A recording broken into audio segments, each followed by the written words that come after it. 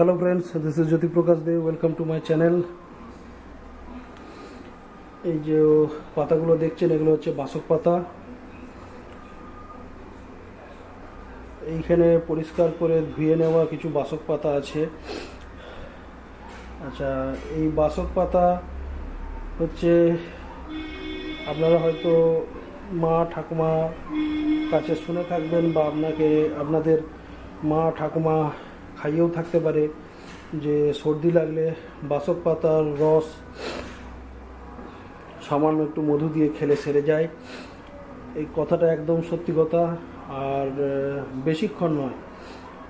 বাসক পাতা রস খাওয়ার মোটামুটি 2-3 ঘন্টার মধ্যেই আপনারা বুঝতে পারবেন যে আপনার এফেক্ট হতে শুরু হয়েছে। তো এরপর এখানে দেখাচ্ছি যে বাসক পাতার রস কিভাবে করবেন। এইখানে কিছু পরিষ্কার করে ধুয়ে নেওয়া বাসক পাতা আছে। দেখুন, এটা ডেকজিতে মোটামুটি 15-20টা বড় পাতা দিয়েছি এবং ডেকজিটা প্রায় ভর্তি ভর্তি জল নিয়েছি।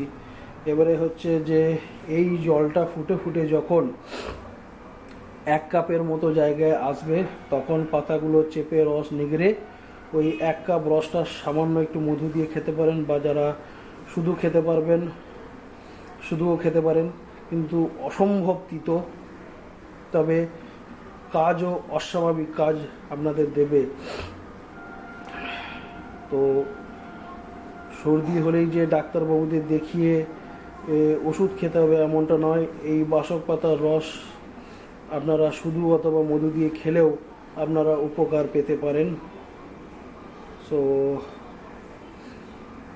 এটাই হচ্ছে এই ভিডিওটার মুখ্য বিষয়। So thank you friends for watching this video.